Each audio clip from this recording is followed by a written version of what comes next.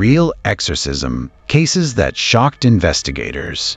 Chapter 1. Introduction. My name is Thea, and for 6 years I worked as a case documentarian for a small nonprofit that partnered with clergy on what the organization diplomatically called deliverance consultations.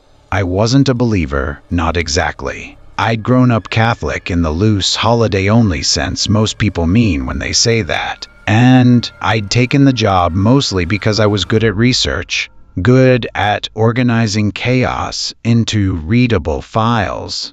And the pay was better than adjunct teaching. My role was simple.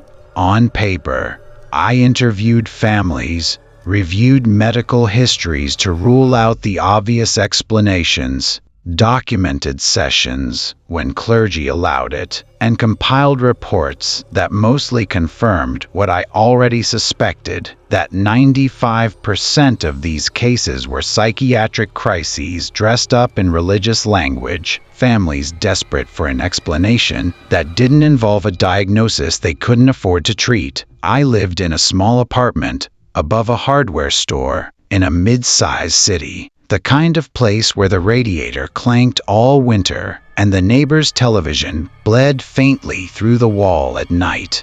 Normal life, mostly. Coffee in the mornings, case files in the evenings, dinner with my sister Yvonne every other Sunday. I liked the rhythm of it. I liked feeling useful in a field most people found either laughable or terrifying. And I liked, more than I ever admitted out loud, being the person in the room who didn't flinch. That October, my supervisor, a soft-spoken priest named Father Anselm, who'd been doing this work for almost 30 years, called me into his office with a file already open on his desk. "I want you on this one personally," he said. "Not just documentation. I want your read on the family." The file was thin, which struck me immediately. Most cases came with pages of medical records, school reports, psychiatric evaluations. This one had almost nothing. A referral from a rural parish 2 hours outside the city. A family named the Corbins. A teenage boy named Samuel, 15 years old, described by the referring priest in a single unsettling line, exhibits behavior beyond what I am equipped to assess. "That's it?" I asked. "No medical history?" "The family's declined every doctor they've seen. Won't let anyone examine the boy properly. Father Duke out there is out of his depth and knows it. He asked us to come take a look before things get worse." "Worse how?" Anselm's expression did something I hadn't seen from him before. In 3 years of working together, a flicker of genuine unease quickly smoothed back into his usual calm. He didn't specify. I got the impression he didn't want to put it in writing. We drove out the following Tuesday, an hour of highway giving way to an hour of narrow county roads, farmland thinning into forest, thinning into farmland again. The Corbin property sat at the end of a long gravel drive, a modest 2-story farmhouse with a wraparound porch and laundry still hanging on a line in the yard, ordinary in every visible way. Smoke curled from the chimney. A dog barked somewhere behind the house. It should have felt unremarkable. Instead, the moment I stepped out of the car, I felt something settle over my skin that I can only describe as pressure, not cold exactly. Not any sensation I could name precisely, just a wrongness in the air that made the fine hairs on my arms rise before I'd even reached the porch steps. I glanced at Anselm. He was already looking at the house with the particular stillness of a man bracing himself. "You feel that?" I asked quietly. "I feel it every time," he said. "Doesn't mean anything. Just means we should pay attention." Chapter 2. Strange events. Samuel's mother, a thin, exhausted woman named Renata Corbin, met us at the door. with the careful, over-polite formality of someone barely holding herself together. She led us into a kitchen that smelled like burnt coffee and something else beneath it, something Swedish and faintly sour that I couldn't place and didn't want to ask about. "He's upstairs," she said. "He doesn't come down much anymore. Can you tell us what's been happening?" Anselm asked, settling into a kitchen chair with the practiced patience of a man who'd had this conversation 100 times before. Renata's hands wrapped around her own mug, not drinking from it, just holding it like an anchor. It started small, really small. He stopped sleeping right.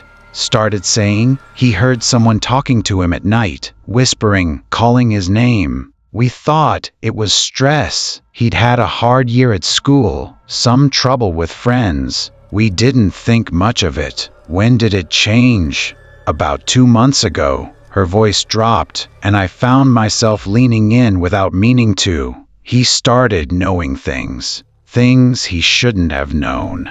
My husband's father died. When Samuel was 3, he never met him, never saw a photograph. One night at dinner, out of nowhere, Samuel starts talking about him, details, things about his voice, the way he smelled of tobacco, a scar on his hand from a farming accident 40 years ago, things nobody had told him, things I'd nearly forgotten myself. I wrote this down with my usual professional distance, already constructing the rational explanation.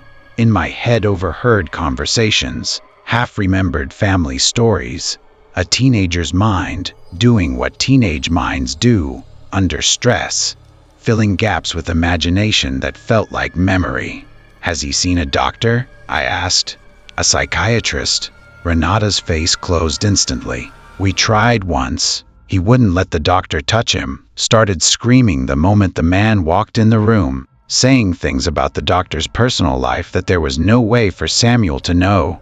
The doctor left, wouldn't come back, wouldn't return our calls." Before I could ask a follow-up, a sound came from upstairs, a slow, deliberate dragging, like furniture being pulled across a wooden floor, followed by silence so complete it felt like the whole house was holding its breath.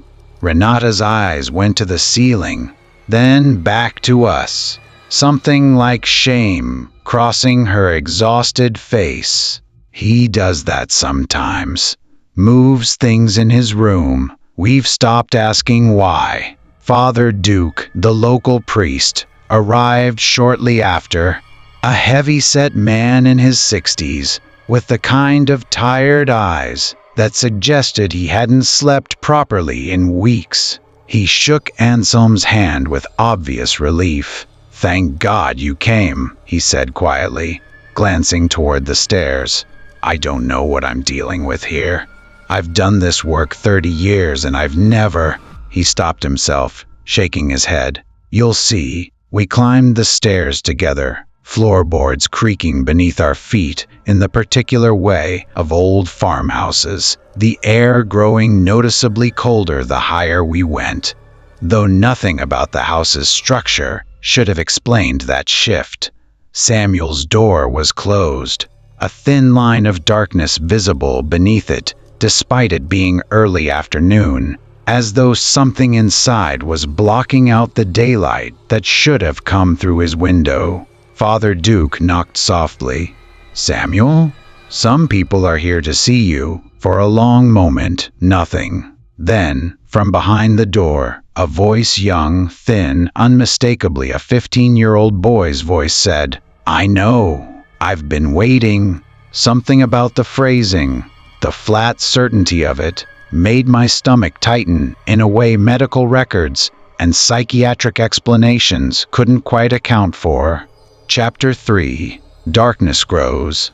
Samuel sat on the edge of his bed when we entered, thinner than any recent photograph in his file, dark circles carved deep beneath his eyes, hands folded in his lap with an unnatural stillness that unsettled me more than any dramatic behavior could have.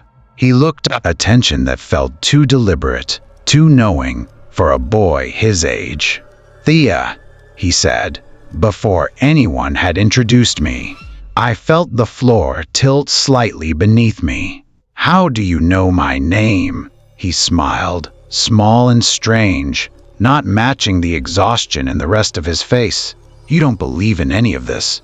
That's why they sent you. You're supposed to be the one who catches the lies." Anselm's hand found my shoulder briefly, a silent signal to stay steady. "Samuel, can you tell us what's been happening to you? In your own words?" The boy's gaze slid to Anselm, and something in his expression shifted. The strange, knowing look, replacing itself with something closer to genuine fear, genuine 15-year-old confusion.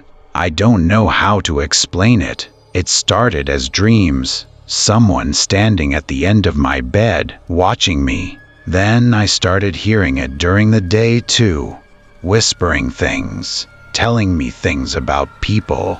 I didn't want to say them out loud. They just came out." "What kind of things?" Samuel's hands tightened in his lap. "True things. Things I have no way of knowing. Bad things sometimes, about people who never told anyone. It's like..." He struggled for the words, tears gathering in his eyes now, the fear entirely genuine. "It's like something's using me to say things it once said, and I can't stop it, and I'm so tired. I'm so tired of being awake for it." I documented everything, hands steady even as something cold settled deeper into my chest with every word. This didn't match the pattern of the psychiatric cases I'd seen before.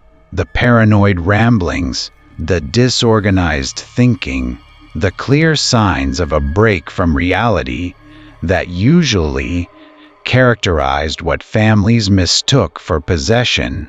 Samuel spoke with clarity, with genuine distress at his own actions, describing something happening to him rather than emanating from him. That night, staying in the Corbins' guest room at Anselm's request, I woke around 2 a.m. to a sound I couldn't immediately place: a soft scratching, coming from inside the wall beside my bed, rhythmic and patient, moving slowly along the length of the wall, as though something were dragging itself through the space between the plaster.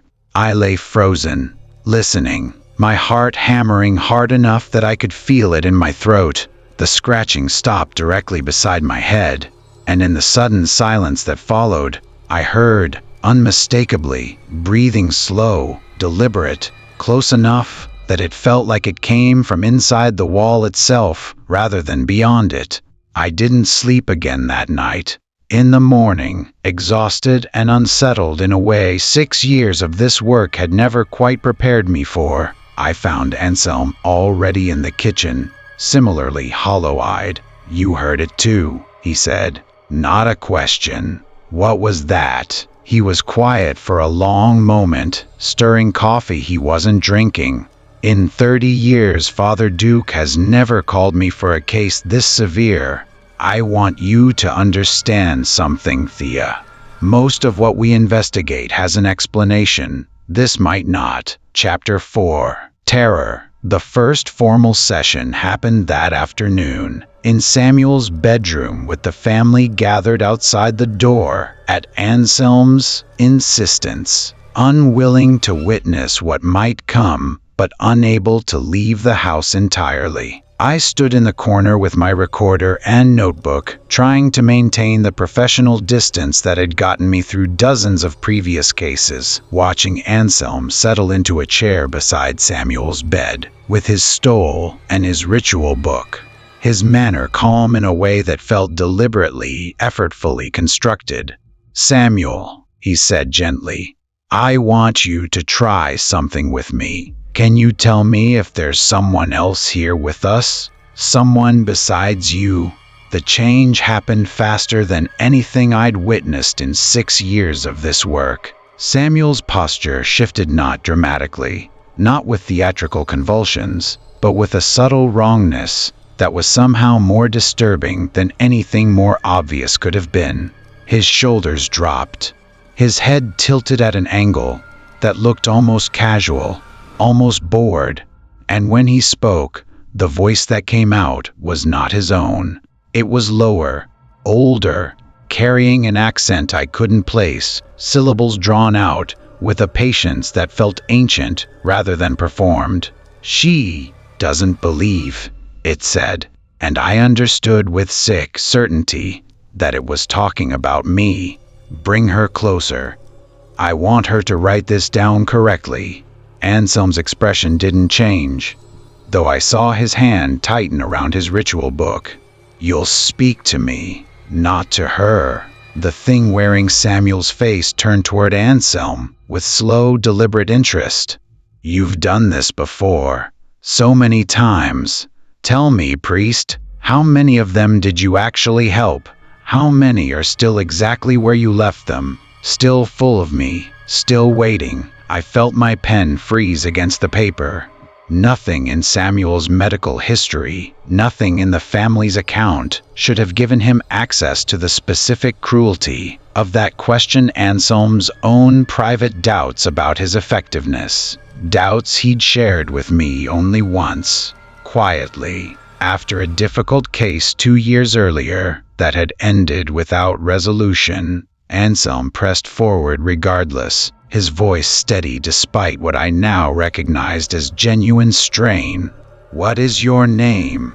The thing smiled with Samuel's mouth too wide, holding for a beat longer than any human expression should. "You don't get that yet. You haven't earned it." The temperature in the room dropped noticeably, sharply, my breath beginning to fog an air that had been comfortable minutes before. The bedroom door, latched securely, rattled once, hard, as though something heavy had thrown its weight against it from the hallway side, though the family remained gathered downstairs the entire time, later confirming none of them had approached the door at all.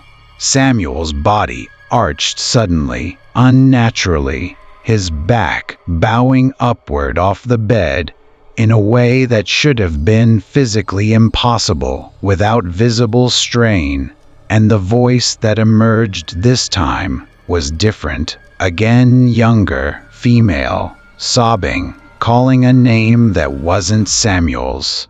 "Please," it wept, "please, someone help me. I don't want to be here anymore. Please." I felt tears sting my own eyes, despite every professional instinct telling me to maintain distance, to remember this was a documented pattern of possession phenomena, the layering of voices, the emotional manipulation designed to destabilize observers. Understanding the pattern didn't make it easier to witness. Anselm continued the ritual for nearly 2 hours before Samuel finally collapsed into exhausted, genuine sleep, his own voice returning in fragments as consciousness reclaimed him, whispering apologies to nobody in particular, before he lost consciousness entirely. We left the room shaking, both of us, in a way neither of us tried to hide from the other. "That's not typical," Anselm admitted quietly, in the hallway. "Whatever this is, it's stronger than anything I've encountered before. I need to make some calls." Chapter 5. The Truth. Anselm spent the following 2 days researching the Corbin family history, working through diocesan archives and old parish records, with an intensity that suggested he suspected something specific, something he wasn't yet willing to voice aloud.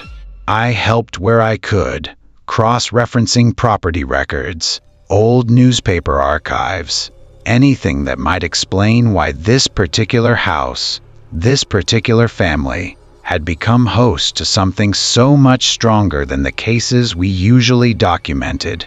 What we found reshaped everything. The Corbin farmhouse had been built in 1954, but county records showed it wasn't the first structure on that land. An earlier house had stood there, burned to the ground in 1931, under circumstances the local paper had described only vaguely as a tragic accident, the kind of phrasing that usually meant something far darker than an accident at all. Digging further, through digitized church records, Father Duke helped us access. We found the fuller story. The land had belonged to a family named Voss, and in the winter of 1931, the Voss family's teenage daughter, a girl named Constance, had died under circumstances the parish priest at the time had documented with obvious distress and evasion. His private journal, preserved in the diocesan archive, described a young woman who had, in his words, given herself over to something that answered her grief with false comfort, following the death of her younger brother from influenza the previous year. The journal described Constance conducting rituals in secret, seeking to contact her dead brother, growing increasingly withdrawn and strange over the following months, until finally, in December of that year, she was found dead in the house's cellar, the official cause listed as accidental, though the priest's private account suggested something the family had desperately wanted covered up. He wrote, in an entry dated just days after her death, words that made my hands go cold as I read them aloud to Anselm. I fear what she opened does not leave when the vessel dies. I fear it has only begun looking for the next one patient enough to listen. The house burned 3 weeks later. The priest's journal ended there, with no further explanation, though a final entry, added in a different, shakier hand, suggested he had died shortly after, of causes the record didn't specify. 90 years, Anselm said quietly, staring at the journal entry. It's been waiting in that land for 90 years, and every family that's built there since has eventually moved on, sold the property, never staying long enough for anyone to understand why. But the Corbins have been there for over a decade, I said, because it needed the right vessel, someone young, someone grieving. He looked at me with an expression I hadn't seen from him before, something close to fear, something close to defeat. Samuel's grandfather died 8 months before this started. His closest relationship, according to Renata, a boy old enough to seek out comfort, young enough to be vulnerable to whatever answered him. The pattern crystallized with horrible clarity. Constance Voss, 90 years earlier, reaching out in grief for her dead brother. Samuel Corbin, reaching out in his own grief for a grandfather he'd loved, in the same ground where something patient and ancient had been waiting the entire time for exactly that kind of invitation. What happened to whatever she found? I asked. The thing that answered her? Anselm closed the journal slowly. I think we're about to find out. Chapter 6. Final Nightmare. We returned to Samuel's room that evening for what Anselm called, quietly, gravely, a final attempt, not a full exorcism, which would require formal ecclesiastical authorization neither of us currently had, but an intervention meant to weaken whatever had taken hold before it could entrench itself further. Samuel lay in his bed, conscious but exhausted, his mother hovering in the doorway, despite Anselm's earlier requests that the family stay downstairs. She refused to leave this time, and something in her expression told me arguing would accomplish nothing. I need you to listen to me carefully, Anselm said to Samuel, kneeling beside the bed, voice low and steady. What's inside you fed on someone else's grief 90 years ago. It's feeding on yours now. I need you to understand that missing your grandfather doesn't mean you have to listen to whatever's using that love against you. Samuel's eyes were wet, exhausted, entirely his own in that moment. I just wanted to talk to him one more time. That's all I wanted. I know, Anselm said gently. I know. The shift began slowly this time, Samuel's breathing changing rhythm, his hands curling against the sheets, his mother's soft gasp from the doorway as her son's expression began to slide into something unfamiliar. Anselm began the ritual, his voice steady despite the visible strain in his shoulders, the room's temperature dropping with a speed that fogged all our breath within minutes. You don't belong to this house, Anselm said, voice rising slightly. You don't belong to this family.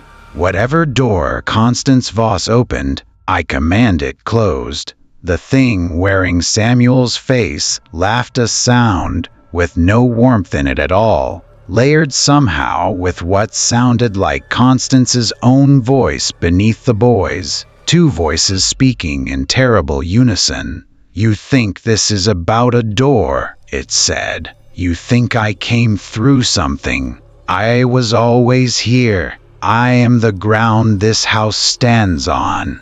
I am what waits beneath every grief anyone has ever brought to me. You cannot close what was never opened. Anselm pressed forward regardless, and for nearly an hour, the room filled with a struggle I still find difficult to describe accurately. Samuel's body, arching and twisting in ways that should have caused injury, but somehow didn't. Voices layering over each other in a chorus of grief and rage that seemed to come from everywhere in the room at once. The walls themselves seeming to breathe with the rhythm of it. Then, all at once, it stopped. Samuel collapsed into stillness, breathing evenly, his own face settling back into exhausted, ordinary sleep. Renata rushed to his side, sobbing with relief, and for one terrible, hopeful moment, I believed we had actually won something. Anselm sat back on his heels, drenched in sweat despite the cold room, and looked at me with an expression I couldn't fully read. It's not gone, he said quietly. Only to me. I could feel it. It just went quiet. Whatever's beneath this land, it's not something we drove out tonight. We just convinced it to wait. We left the Corbin property 2 days later, Samuel stable enough to sleep through full nights for the first time in months, the family cautiously hopeful in a way that Anselm's private warnings didn't quite allow me to share. I filed my final report on the case 8 months ago, marking it, at Anselm's request, as ongoing monitoring recommended rather than resolved.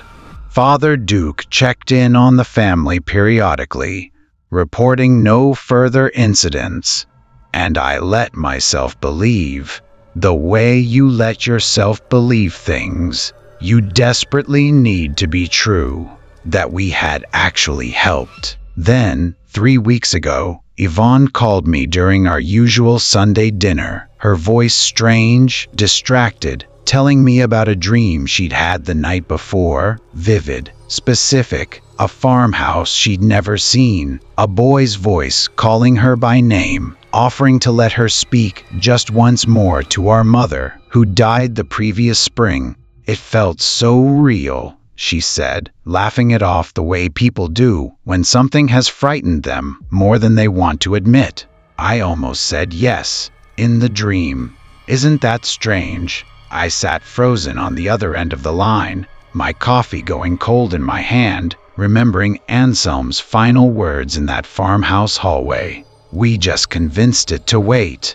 I haven't told Yvonne about the Corbin case. I haven't told her that the farmhouse in her dream matches, in exhausting, precise detail, a house neither of us has ever visited together. I haven't told her because I don't yet know what to say that wouldn't sound like the kind of thing that gets a person quietly, gently referred to a psychiatrist, but I've started sleeping with the light on again. And last night, for the first time in 8 months, I woke at 2 in the morning to a soft, patient scratching sound coming from somewhere inside my bedroom wall.